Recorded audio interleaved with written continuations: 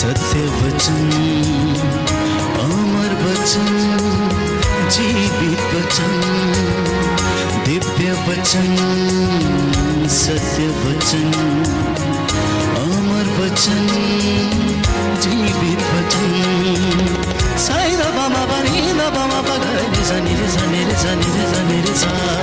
दिव्य वचन, सत्य वचन, अमर वचन, जीवित वचन, दिव्य वचन, दिव्य वचन।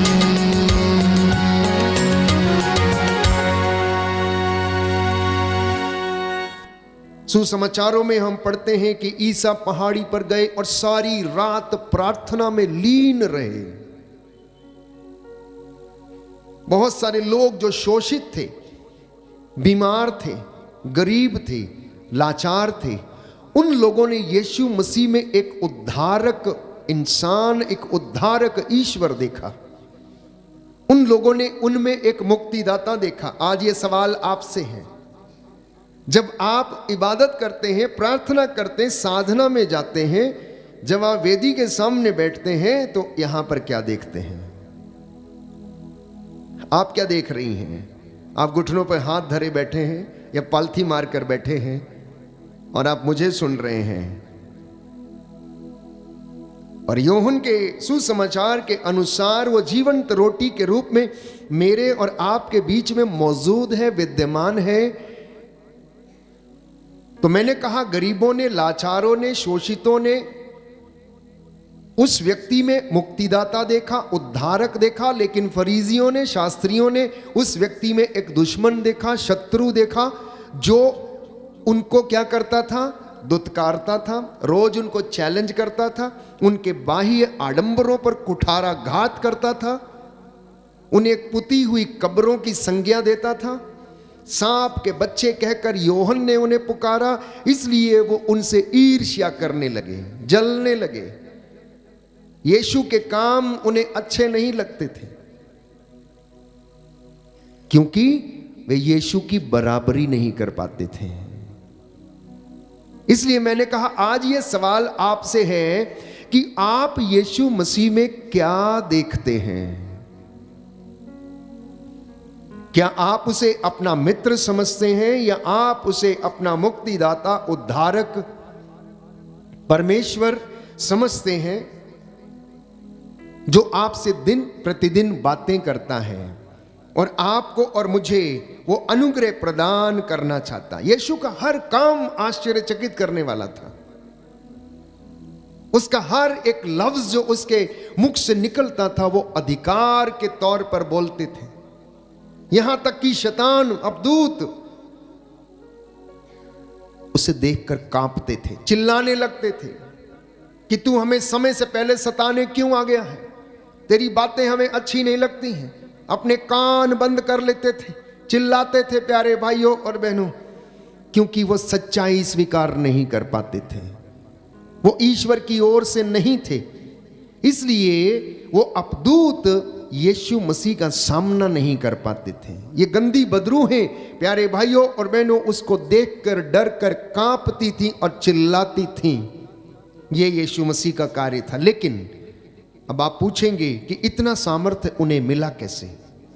इस सामर्थ्य को पाने के लिए यीशु मसीह ने इतना त्याग किया, उन्होंने तपस्या की, अपने आप को विनम्र बनाया और अपने अग्रदूत यूहन्ना से उसने बपतिस्मा लेना स्वीकार किया।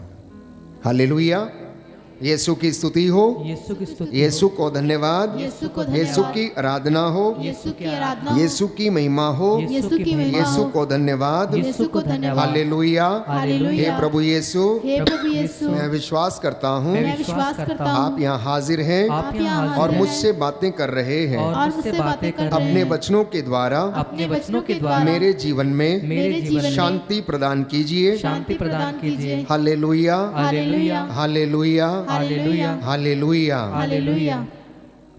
तो यीशु मसीह ने प्यारे भाइयों और बहनों अपने आप को इतना छोटा बनाया कि उसने अपने अग्रदूत जो उसके विषय में बताने आया था, यूहन्ना बपतिस्ता, उसके द्वारा यरदन नदी में बपतिस्मा लिया।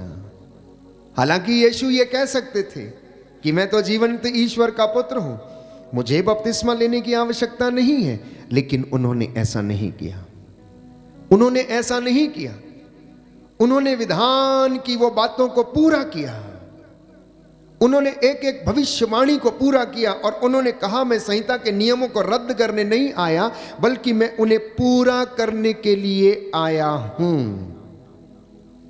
तो आप लोग जब इस वचन को सुनते हैं या पढ़ते हैं प्यारे भाइयों और बहनों, तो ये वचन मुझे और आपको आज उद्धारक प्रभु यीशु मसीह के पास आमंत्रित करता है, लेकर जाना चाहता है। इसलिए शुरुआत में हमने गाया कि मेरे बेटे तू दूर दूर क्यों है। बहुत सारे लोग आज मुख से प्रभु के पास है, लेकिन अपने कामों से बहुत ज्यादा परमेश्वर से दूर हैं। तो प्रभु ने आवाज लगाई और आपको बुलाया कि मेरी आवाज सुन और तू मेरे पास आ और तुझे मुक्ति मिलेगी। कुछ एक उदाहरण हम देखेंगे पवित्र बाइबल से, प्रेरितों के कार्यकलाप में यदि आप पढ़ेंगे, अध्याय 16 पद संख्या 31, Acts of the Apostles chapter 16 verse 31। हालेलुया, हालेलुया। यीशु की स्तुति हो, यीशु की स्तुति यीशु हो, को धन्यवाद, यीशु को धन्यवाद, यीशु की आराधना हो, यीशु की आराधना यीशु की हो, महिमा हो, यीशु की महिमा यीशु को हो, धन्यवाद। यीशु को धन्यवाद। Hallelujah, hallelujah, hallelujah. हालेलुया। हम पद संख्या 30 से पढ़ेंगे, 29 से पढ़ेंगे। तब कारापाल चिराग मंगाकर भीतर दौड़ा और कांपते हुए पौलुस तथा सीलस के चरणों पर गिर पड़ा। उसने उन्हें बाहर ले जाकर कहा, सज्जनों, मुक्ति प्राप्त करने के लिए मुझे क्या करना चाहिए? सज्जनों, मुक्ति प्राप्त करने के लिए मुझे क्या करना चाहिए? उन्होंने उत्तर दिया, आप प्रभु ईसा में विश्वास कीजिए तो आपको और आपके परिवार को मुक्ति मिलेगी। इसके बाद उन्होंने कारापाल और उसके सब घर वालों को ईश्वर का वचन सुनाया। उसने रात को उसी घड़ी उन्हें ले जाकर उनके घाव धोए। इसके तुरंत बाद उसने और उसके सारे परिवार ने बपतिस्मा ग्रहण किया। Hallelujah, hallelujah. यीशु की स्तुति हो, यीशु की स्तुति यीशु को हो, धन्यवाद। यीशु को धन्यवाद। हे प्रभु यीशु, हे प्रभु यीशु, मुझे भी मुझे मुक्ति प्रदान कीजिए, मुक्ति प्रदान मेरे कीजिए, परिवार को भी मेरे परिवार मुक्ति को भी प्रदान कीजिए। मुक्ति प्रदान hallelujah, hallelujah, hallelujah, hallelujah, hallelujah. Hallelujah. तो बपतिस्मा प्यारे भाइयों और बहनों मुक्ति के दरवाजों को खोलता है। बपतिस्मा मुक्ति के द्वार को खोलता है। कैसा बपतिस्मा? हमें रोज बपतिस्मा करने की जरूरत है। रोज हमें बपतिस्मा प्राप्त करने की जरूरत है। यूहन्ना ने यीशु मसीह को प्यारे भाइयों और बहनों यरदन नदी में बपतिस्मा दिया, लेकिन पवित्र आत्मा के द्वारा परमेश्वर ने यह घोषित कर दिया, यह सिद्ध कर दिया कि यह मेरा प्रिय पुत्र है और मैं इससे अत्यंत प्रसन्न हूं। और ये भविष्यवाणी पूरी हो गई, उस दिन तुम जान जाओगे कि मैं पिता में हूं। हालेलुया, हालेलुया। यीशु की स्तुति हो, यीशु की यीशु को स्तुति हो, धन्यवाद, यीशु को धन्यवाद, यीशु की आराधना हो, यीशु की महिमा हो। यीशु की हालेलुया, महिमा हो। हालेलुया। तो यूहन्ना का सुसमाचार अध्याय 14 पद संख्या 20, यीशु मसीह इस बात को क्लियर करते, स्पष्ट करते हैं कि उस दिन तुम जानोगे। कब? जब पवित्र आत्मा पिता ईश्वर के आदेश के अनुसार ये बोलेगा और आन ठहरेगा और ऊपर से ये आवाज सुनाई देगी कि ये मेरा प्रिय पुत्र है, तुम इसकी सुनो। और ऐसा 2 मर्तबा हुआ, एक प्यारे भाइयों और बहनों यरदन नदी में, और दूसरा ताबोर पर्वत पर, जहां पर यीशु मसीह का रूपांतरण हुआ और ये आवाज सुनाई पड़ी कि ये मेरा प्रिय पुत्र, मैं इससे अत्यंत प्रसन्न हूं, ये मेरा प्रिय पुत्र है, तुम इसकी सुनो। ये बात प्यारे भाइयों और बहनों पिता ईश्वर ने घोषणा की। मैं मुक्ति की बात कर रहा हूं। हर व्यक्ति मुक्ति की तलाश में है। हर व्यक्ति चाहता है कि उसे मुक्ति मिले, धर्म के रास्ते पर चले, लेकिन कर नहीं पाता है, क्योंकि आत्मा शरीर के अधीन नहीं, ना ही ईश्वर के अधीन है। वो तो एक पिंजरे में बंधी हुई है और मेरा और आपका जीवन इसी तरह से कटता रहता है। और मैंने कहा कि वो मुक्ति यीशु मसीह इस दुनिया में हमें देने के लिए आए, क्योंकि वो उद्धारक ईश्वर थे। वो चाहते हैं कि हम पश्चाताप करें। इसलिए कारापाल ने पूछा, सज्जनों मुक्ति प्राप्त करने के लिए हमें क्या करना चाहिए? उन्होंने कहा, ईसा मसीह के नाम का बपतिस्मा ग्रहण करो। वे लोग गए, उनके पूरे खानदान को वचन सुनाया और उस शाम को उन्होंने उन्हें बपतिस्मा दिया। तो बपतिस्मा हमारी मुक्ति का प्रतीक है प्यारे भाइयों और बहनों। मैं बात कर रहा था कि यीशु मसीह ने योहन से बपतिस्मा लेना स्वीकार किया। अपने आप को छोटा बनाया, उसने अपने आप को विनम्र बनाया। कौन अपने अग्रदूत से बपतिस्मा लेगा? कोई भी नहीं लेगा। वो कहेगा मैं खुद ही डुबकी लगा लेता हूं, मैं खुद ही बपतिस्मा ले लेता हूं, मुझे इससे लेने की क्या जरूरत है। लेकिन ऐसा नहीं था। तो कुछ बातें हमें यीशु मसीह के बपतिस्मा के विषय में जानने की आवश्यकता है। जो बपतिस्मा आपको आज याजक या किसी व्यक्ति जो प्रभु का दास है उसके द्वारा दिया जाता है, जिसमें पानी का इस्तेमाल किया जाता है, पानी का इस्तेमाल किया जाता है। लोग जलाभिषेक की बात करते हैं या फिर दूध से नहलाते हैं या बहुत सारे अन्य काम करते हैं। तो पानी में अपना गुण है। सबसे पहला गुण बपतिस्मा में जो पानी का जो महत्व है, वो प्यारे भाइयों और बहनों, इस संबंध में हम पाते हैं कि बिना पानी के बपतिस्मा संभव नहीं। ये मिनिमम जरूरत है। क्यों जरूरत है? उसका भी एक कारण है। पानी क्यों महत्वपूर्ण है? क्योंकि जल जीवन का स्रोत है, इसलिए यह जीवन के बराबर है। तो जब इससे जब व्यक्ति को बपतिस्मा दिया जाता है तो ये जीवन के स्रोत की ओर संकेत करता। इसी तरह यीशु में बपतिस्मा लिए बिना जीवन संभव नहीं है, क्योंकि यीशु मसीह जीवन का स्रोत है। ये पहली बात एक विश्वासी को अपने बपतिस्मा के विषय में याद रखनी चाहिए। जिस तरह से जल जीवन का स्रोत है, उसी तरह से जो व्यक्ति यीशु मसीह में अपना बपतिस्मा लेता है उसके लिए जीवन का स्रोत फूट निकलता है और मुक्ति का द्वार खुल जाता है। बोलिए आमीन, आमीन, हालेलुया, हालेलुया, हालेलुया। हालेलुया। यीशु की स्तुति हो, यीशु को धन्यवाद, यीशु की आराधना हो, यीशु की महिमा हो, यीशु को धन्यवाद। Hallelujah, hallelujah, hallelujah. हालेलुया। दूसरी बात, पानी परमेश्वर की सृजित वस्तुओं में एक सर्वश्रेष्ठ कृति है। परमेश्वर की बनाई गई चीजों में पानी एक सबसे ज्यादा सर्वश्रेष्ठ कृति है, जो लोगों को जीवन प्रदान करती और सृष्टि को हरा भरा बनाए रखती है। कोई भी मनुष्य पानी का निर्माण नहीं कर सकता। यह परमेश्वर का चमत्कार है। बहुत सारी चीजों को बनाया जा सकता है, लेकिन पानी को नहीं बनाया जा सकता है। तीसरी बात, परमेश्वर का अद्भुत कार्य है कि पानी हर जगह विद्यमान है।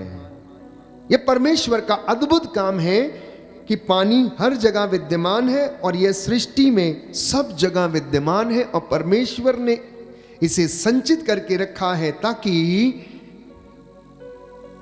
पर्वतों पर पेड़ पौधे जंगली जानवरों को भी पानी मिले और वो जीवित रहे। कभी कभी हमारी सोच के परे होता है कि पहाड़ों पर किस तरह से बनेले जानवर रहते हैं, उनके लिए पानी का प्रबंध कहां से होता है, परमेश्वर कैसे इन बातों को करता। तो ये बड़ा अद्भुत है। इसलिए मैंने कहा, जब विश्वासी इन बातों को सुनता है तो वो इन बातों को ऐसे देखता है जैसे कि एक गैर विश्वासी नहीं देख पाता है, क्योंकि विश्वास उन बातों की प्रतीक्षा है जिन्हें हम देखते नहीं हैं, परंतु हम विश्वास करते कि हमारे लिए वो रखी गई हैं। पांचवी बात प्यारे भाइयों और बहनों, इस पानी में शुद्ध करने का गुण है, सब कुछ साफ करने का गुण है, ये सब कुछ शुद्ध कर देता है। उसी तरह बपतिस्मा मनुष्य के आदि पाप को दूर करता है, उसे शुद्ध करता और पवित्र व्यक्ति उसे बनाता है। तो यीशु मसीह ने क्या किया? बपतिस्मा के द्वारा मुक्ति का द्वार खोला और मेरे और आपके लिए एक उदाहरण प्रस्तुत किया, ताकि मैं और आप ना केवल पानी का परंतु आग का, पवित्र आत्मा का और यीशु मसीह के नाम का और उसके वचन का बपतिस्मा ग्रहण करें। कभी कभी विश्वासी सोचते हैं कलीसिया का सदस्य बनने के लिए एक बार बपतिस्मा ले लिया, अब जरूरत नहीं है। हर दिन हमारा खतना होना अनिवार्य है, हर दिन बपतिस्मा होना अनिवार्य है। हमारे जीवन से हर प्रकार का झूठ, अश्लीलता, प्यारे भाइयों और बहनों, इन बातों का बपतिस्मा होना जरूरी चाहिए। यही तो अर्थ है संस्कार का, यही तो अर्थ है बपतिस्मा के संस्कार का, कि जब आप यीशु मसीह के नाम को स्वीकार करते हैं तो हम अपना पुराना जीवन पीछे छोड़ते, पिछली बातों को भुलाते हैं। तो जब जब हम इन्हें याद करते हैं तब तब प्यारे भाइयों और बहनों हमारी जिंदगी में ये आशीषें उत्पन्न करता है। बोलिए आमीन, आमीन, हालेलुया, हालेलुया। यीशु की स्तुति हो, यीशु की स्तुति हो, यीशु को धन्यवाद, यीशु को धन्यवाद, यीशु की आराधना हो, यीशु की आराधना, यीशु की महिमा हो, यीशु की महिमा यीशु हो, को धन्यवाद, यीशु को धन्यवाद, हालेलुया, हालेलुया, हालेलुया। हालेलुया। तो किसी ने कहा है कि बपतिस्मा स्वर्ग जाने का टिकट है, स्वर्ग जाने का टिकट है। ये ना केवल टिकट है परंतु ये प्यारे भाइयों और बहनों, ये ईश्वर की कृपा में जीने के लिए ये वो कृपा है जो हमें अन्यत्र कहीं नहीं मिल सकती है। इसलिए जब कोई व्यक्ति इसे ग्रहण करता है तो उसके अनुसार उसे जीवन व्यतीत करना अनिवार्य हो जाता है। फिर वो ये नहीं कह सकता कि मैं अब ये काम नहीं करूंगा। बहुत सारे लोग बपतिस्मा ग्रहण करने के बाद वापस चले जाते हैं और फिर से उसी गंदगी में जीवन जीने लगते हैं और कहते हैं कि मुझे इससे फर्क नहीं पड़ता है। हल्की मूठ पकड़ लेने के बाद यीशु ने कहा जो पीछे मुड़ कर देखता वो मेरे लायक नहीं है, वो मेरे लायक नहीं है। अगर कोई मेरी सेवा करना चाहता है, मेरे साथ जुड़ा रहना चाहता है, तो जब तक वो अपने माता पिता, अपने परिवार को न्याय त्याग दे तब तक वो मेरे साथ नहीं रह सकता है। हालेलुया, हालेलुया। यीशु की स्तुति हो, यीशु की यीशु स्तुति को हो, धन्यवाद, यीशु को यीशु धन्यवाद, की आराधना हो, यीशु की आराधना, यीशु की महिमा हो, यीशु की महिमा यीशु हो, को धन्यवाद, यीशु को धन्यवाद, हालेलुया, हालेलुया, हालेलुया। हालेलुया। तो मैंने आपको आज के इस पवित्र दिन में वचन सुनाना शुरू किया कि यीशु मसीह एक ऐसा व्यक्ति था जिसकी कोई बराबरी आज तक नहीं कर पाया, ना ही कोई कर पाएगा। उसके जैसा कोई नहीं था। उसका बोलने का अंदाज अलग था, चलने फिरने उठने बैठने का उसका सलीका अलग था, जिसे देखने के लिए लोग तरसते थे, जिसके आगे पीछे लोग दौड़े फिरते थे, उसके ऊपर गिरे पड़ते थे। और वो व्यक्ति ऐसा व्यक्ति था प्यारे भाइयों और बहनों, जिसने समारियों के गांवों में प्रवेश किया और अपने अग्रदूत से बपतिस्मा ग्रहण किया। उसने मेरे और आपके लिए एक उदाहरण रखा और उसने उस जल से प्यारे भाइयों और बहनों बपतिस्मा ग्रहण किया योहन के द्वारा और स्वर्ग खुल गया। परमेश्वर की वाणी सुनाई पड़ी, यह मेरा प्रिय पुत्र है, मैं इस पर अत्यंत प्रसन्न हूं, इसलिए तुम इसकी वाणी सुनो। ये खासियत है आपके प्रभु में, ये खासियत है मेरे प्रभु की, ये खासियत है मुक्ति के द्वार की, ये खासियत है प्यारे भाइयों और बहनों हमारे उद्धारक परमेश्वर की, जिसका वचन आप रोज सुनते हैं। वो पिता का अब्दी नूर है, बादशाहों का बादशाह है, राजाओं का राजा है। रोज अपने आप को याद दिलाना, ये बात आपके जहन में गूंजनी चाहिए। इसलिए ये सवाल आज प्रभु आपसे पूछ रहा है, तुम क्या कहते हो कि मैं कौन हूं? माइकल तुम क्या कहते हो कि मैं कौन हूं? ट्रीजा तुम क्या कहती हो कि मैं तुम्हारे लिए कौन हूं?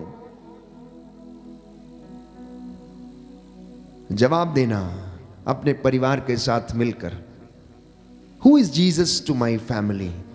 Who is Jesus for my family? यीशु मसीह मेरे परिवार के लिए कौन है? क्या दिखावा करने के लिए? क्या मात्र इधर उधर तीर्थ यात्राएं करके आ गए, वापस आ गए और घर में वही बातें हैं प्यारे भाइयों और बहनों? इसलिए कई मर्तबा मैंने कहा कि अपने आप से पूछना कि क्या मेरा घर, मेरा हृदय परमेश्वर का मंदिर है या फिर शैतान का कारखाना है? यदि आप उसकी इबादत करते हैं तो वो आपके घर का मुखिया बनकर आपको संचालित करेगा। इसलिए यीशु ने कहा कि तुम मेरे पास आओ और मैं तुम्हारे पास लौटूंगा, तुम मुझ में रहो और मैं तुम में रहूंगा। तुम उस भोजन के लिए परिश्रम क्यों करते हो, अपना रुपया क्यों खर्च करते हो उस भोजन के लिए जिसमें कोई जीवन नहीं है, जो नश्वर है? यशायाह नबी का ग्रंथ अध्याय 55 पद संख्या 2, जो भोजन नहीं, तुम उसके लिए अपना रुपया क्यों खर्च करते हो? हालेलुया, हालेलुया, दाहिना हाथ उठाकर अंगीकार करेंगे। हालेलुया, हालेलुया। यीशु की स्तुति हो, यीशु की स्तुति यीशु हो, को धन्यवाद, यीशु को धन्यवाद, यीशु की आराधना हो, यीशु की आराधना यीशु की हो, महिमा हो, यीशु की महिमा यीशु हो, को धन्यवाद। यीशु को धन्यवाद। हालेलुया। हालेलुया। प्रभु कहता है, प्रभु कहता तुम है, सब जो प्यासे हो तुम सब जो पानी प्यासे के हो, पास चले आओ। पानी के पास यदि चले तुम्हारे पास रुपया नहीं हो यदि तुम्हारे पास तो भी रुपया नहीं, आओ, तो भी आओ, मुफ्त में अन्न खरीद कर खाओ, मुफ्त में अन्न खरीद कर दाम खाओ, चुकाए बिना दाम चुकाए बिना अंगूरी और दूध खरीद लो। अंगूरी और दूध खरीद जो लो, भोजन नहीं है जो भोजन नहीं उसके है, लिए उसके लिए तुम लोग तुम लोग अपना रुपया अपना रुपया क्यों खर्च करते हो? क्यों खर्च करते जो हो? तृप्ति नहीं दे सकता जो तृप्ति नहीं दे सकता, उसके लिए उसके लिए परिश्रम क्यों करते हो? परिश्रम क्यों करते मेरी हो? बात मानो, मेरी बात मानो, तब खाने के लिए तब खाने के तुम्हें लिए अच्छी चीजें मिलेंगी तुम्हें अच्छी चीजें और मिलेंगी, तुम लोग और तुम लोग पकवान खाकर पकवान खाकर प्रसन्न रहोगे। प्रसन्न रहोगे। आमीन, आमीन, हालेलुया, हालेलुया, हालेलुया। हालेलुया। तो बात जब वचन की आती है तो ये वचन हमें सांत्वना देते हैं, हिम्मत देते हैं, ताकत देते हैं, सामर्थ्य प्रदान करते हैं। इन वचनों से प्यारे भाइयों और बहनों हमारा मार्गदर्शन प्रभु नित्य प्रतिदिन करता है। आज के इस पवित्र दिन में कितने लोगों ने अपने आप को परमेश्वर से दूर रखा, कितने लोगों ने उसके दिन का आदर नहीं किया, कितने लोगों ने पवित्र संस्कार में भाग नहीं लिया, वचन को नहीं सुना है। लेकिन प्रभु ने आपके लिए एक मौका फिर से दिया ताकि आप इस ऑनलाइन प्रार्थना के माध्यम से या फिर जहां कहीं भी प्रार्थना हो रही वहां प्रार्थना करके, प्रायश्चित करके आप उसके नजदीक आ सके। क्योंकि यीशु मसीह ने मेरे और आपके लिए मुक्ति का द्वार खोला है और वो चाहता है कि हम उसके पास आएं और उसके साथ संगति करें। जैसी संगति वैसा आपका आचरण हो जाएगा। और बाइबल कहती है बुरी संगति से अच्छा आचरण खराब हो जाता है, लेकिन अच्छी संगति से, सत्य की संगत करने से आप लोग ईश्वर में बढ़ने लगते हैं। तो जिस तरह से कारापाल ने पूछा कि सज्जनों हमें अच्छा बनने के लिए क्या करना चाहिए, हमें मुक्ति प्राप्त करने के लिए क्या करना चाहिए, क्या आपने कभी पूछा प्रभु मुझे सफलता मिले इसके लिए मुझे क्या करना चाहिए? प्रभु मुझे बताइए कि मुझे मुक्ति मिले इसके लिए मुझे क्या करना चाहिए? प्रभु मुझे बताइए कि मेरे बच्चे गलत रास्ते पर ना जाएं इसके लिए मुझे क्या करना चाहिए? तो जवाब, ढेर सारे जवाब प्रभु के आपके सामने हैं। उनमें से एक मैंने आपके लिए पढ़ा कि तुम ईसा मसीह के नाम का बपतिस्मा ग्रहण करो तो तुम और तुम्हारे परिवार को मुक्ति मिलेगी। दूसरा वचन प्रेरितों का कार्यकलाप अध्याय 2 पद संख्या 37। ये सुंदर वचन है, आपके लिए फिर से मैं पढ़ूंगा, जहां पर प्रभु फिर से हमें याद दिलाता है कि विनम्रता और प्रायश्चित ये दोनों हमारी मुक्ति के लिए अत्यंत आवश्यक है। अध्याय 2 प्रेरितों का कार्यकलाप पद संख्या 37 और उससे आगे। यह सुनकर वे मर्माहत हो गए और उन्होंने पेतरुस तथा अन्य प्रेरितों से कहा, भाइयों हमें क्या करना चाहिए? पेतरुस ने उन्हें उत्तर दिया, आप लोग पश्चाताप करें, आप लोगों में प्रत्येक अपने अपने पापों की क्षमा के लिए ईसा के नाम पर बपतिस्मा ग्रहण करे। बार बार याद दिलाया गया ईसा के नाम का बपतिस्मा। स्वयं यीशु मसीह ने वो बपतिस्मा ग्रहण किया, तो आज वो मुझे जल और पवित्र आत्मा के साथ बपतिस्मा देता है। लेकिन हमें उससे भी ज्यादा उसमें बने रहने की कृपा यदि चाहिए तो रोज हमें अपने बपतिस्मा की प्रतिज्ञाओं को याद करने की आवश्यकता है। क्या तुम शैतान का परित्याग करते हो? तो बोलना, यस आई डिनाई, मैं करता हूं, मैं परित्याग करता हूं उसकी धूमधाम का, उसके प्रपंचों का, उसकी शान और शौकत का। तो जब हम उसको डिनाई करते तो कहते हैं, तो प्यारे भाइयों और बहनों, वो महिमा और आदर वो परमेश्वर को मिलता है। तो जब आप इन वचनों को सुनते हैं तो ये वचन साधारण वचन नहीं है। अगले वचन में यदि आप पढ़ेंगे प्रेरितों का कार्यकलाप अध्याय 3 पद संख्या 19, तो यहां पर लिखा हुआ है, फिर से आप लोग पश्चाताप करें और ईश्वर के पास लौट आएं जिससे कि आपके पाप मिट जाएं। तो मुक्ति पाने के लिए, ईश्वर के पास लौटने के लिए अब तक मैंने आपके लिए 3 वचन पढ़े, तीनों याद करिएगा।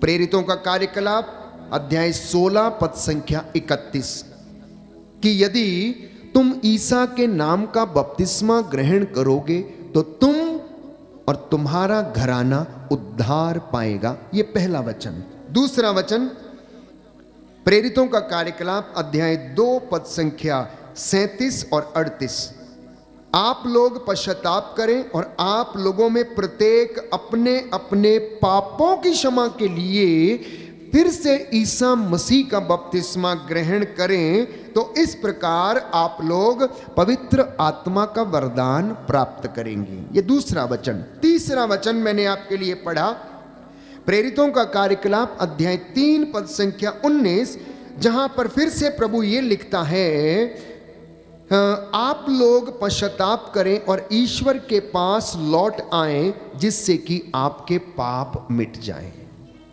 हालेलुया। दाहिना हाथ उठाकर वचन दोहराएंगे, हालेलुया। हालेलुया। यीशु की स्तुति हो, यीशु की स्तुति यीशु हो। को धन्यवाद। यीशु को धन्यवाद। प्रेरितों का कार्यकलाप प्रेरितों का कार्यकलाप अध्याय 3 अध्याय पद 3 संख्या 19, पद संख्या 19, प्रभु का वचन कहता है, प्रभु का वचन आप कहता लोग है, पश्चाताप करें आप लोग और पश्चाताप ईश्वर के करें पास लौट आएं और ईश्वर के पास जिससे लौट आएं, आपके पाप मिट जाएं। जिससे आपके पाप मिट जाएं। Hallelujah, hallelujah. हालेलुया। हालेलुया। और चौथा वचन, यदि आपके पास बाइबल है तो आप खोल सकते हैं, यूहन्ना का पहला पत्र अध्याय 1 पद संख्या 19 और उससे आगे हम पढ़ते हैं, यदि आप लोग एक दूसरे के सामने अपने पापों को स्वीकार करते हैं तो आपको वो क्षमा मिलेगी। यूहन्ना का पहला पत्र अध्याय 1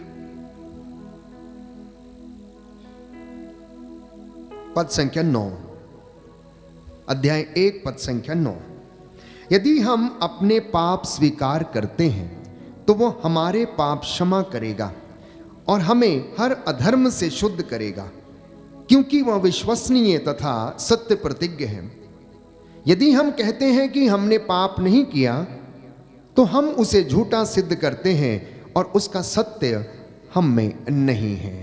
तो कोई व्यक्ति ये ना कहे, हर व्यक्ति को जरूरत है, हर व्यक्ति को स्वर्ग की आवश्यकता, हर व्यक्ति को मुक्ति की आवश्यकता, हर व्यक्ति को उद्धार की आवश्यकता है, तो वो उद्धार पाने के लिए सबसे पहले हमें ईसा मसीह के नाम का बपतिस्मा ग्रहण करना अनिवार्य है। Hallelujah, hallelujah, hallelujah. हालेलुया। यीशु की स्तुति हो, यीशु को धन्यवाद, यीशु को धन्यवाद। यीशु की आराधना हो, यीशु की आराधना यीशु की महिमा हो, यीशु की यीशु महिमा को हो। धन्यवाद। यीशु को धन्यवाद। Hallelujah, hallelujah. Hallelujah, hallelujah. Hallelujah. Hallelujah. तो कई बार हम ये नहीं जान पाते हैं प्यारे भाइयों और बहनों कि आखिर यीशु मसीह हमें किस तरह से अपने पापों से निजात दिला सकता है।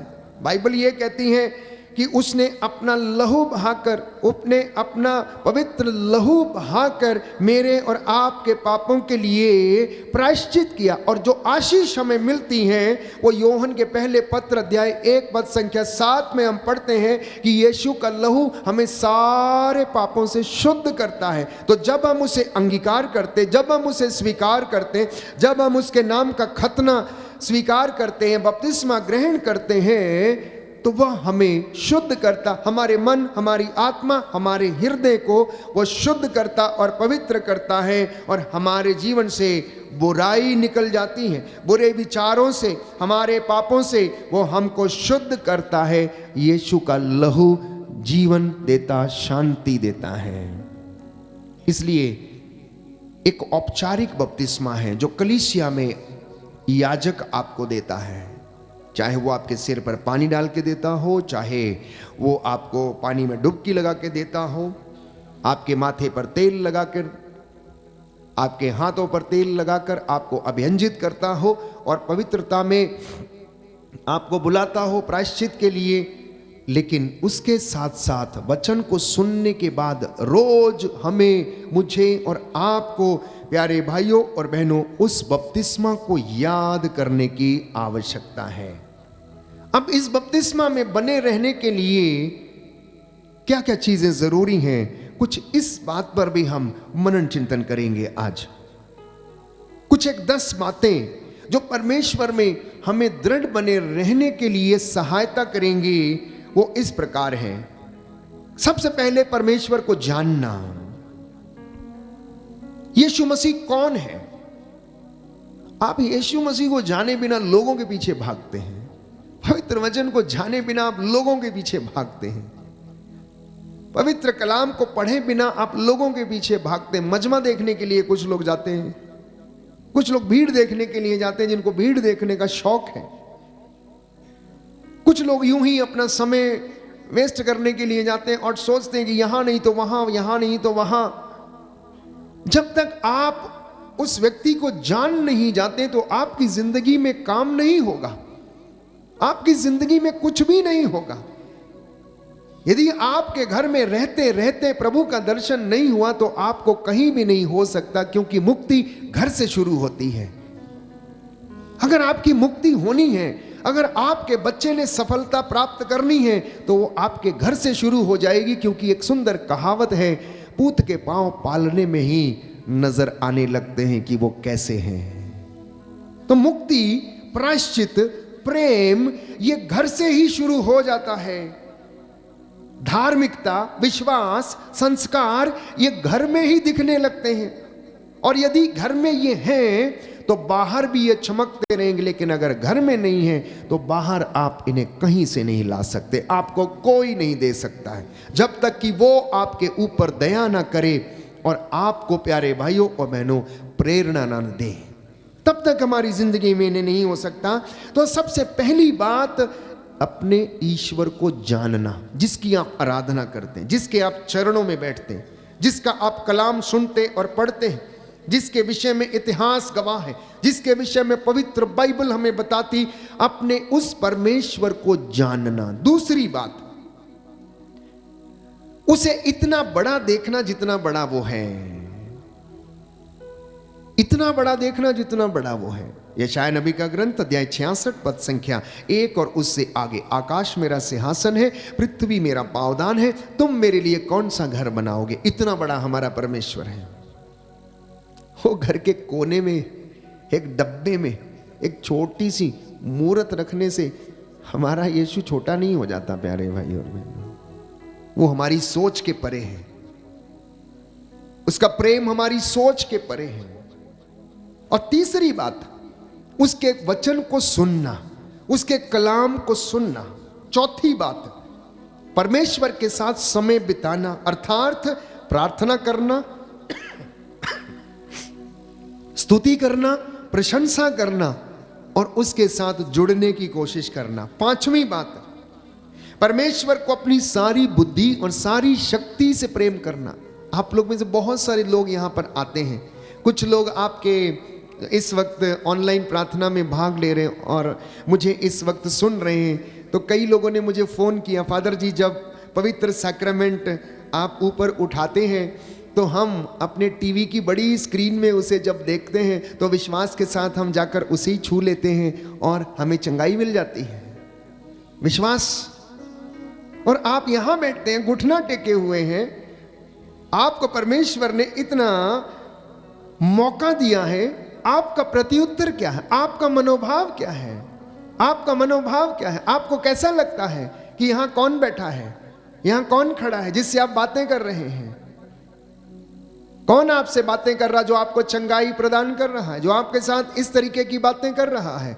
क्योंकि कोई ऐसी बातें आपके साथ नहीं करता है जो आपको हिम्मत दे, सांत्वना दे, चंगाई दे, प्रायश्चित के लिए आह्वान करे, प्रेम करे, कोई नहीं। तो आपका जवाब क्या है? आप उसे कैसा देख रहे हैं? छठवीं बात, प्राप्त वरदानों के लिए धन्यवाद देना। किसी को नौकरी मिली, धन्यवाद देना। कोई सफल हो गया, धन्यवाद देना। कोई परीक्षा में पास हो गया, धन्यवाद देना। आपकी फसल अच्छी हो गई, धन्यवाद देना। आपके माल डंगर खेती बाड़ी अच्छी है, धन्यवाद देना। दफ्तरों में काम अच्छा है, धन्यवाद देना। आपके पास धन आया है, दशमांश देना।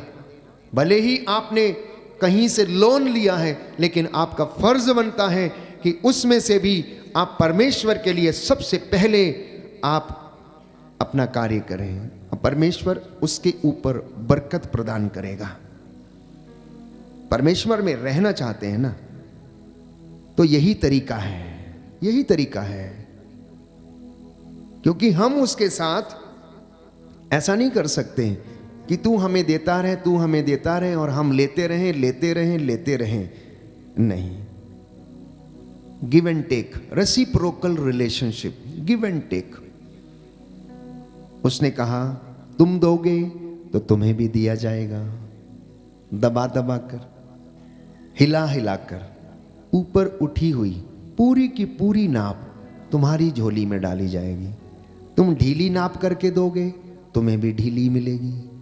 कंजूसी में दोगे, तुम्हें भी वैसे ही मिलेगा।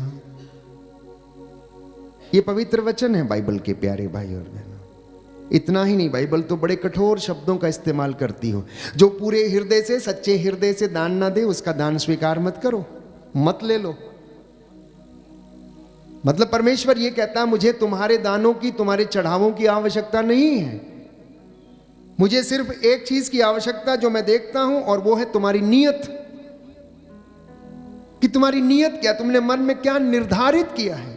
इसलिए संत पौलुस ये कहता है, जो तुमने मन में निर्धारित किया वो देना आज के दिन में। जरूरी नहीं कोई भौतिक चीज हो।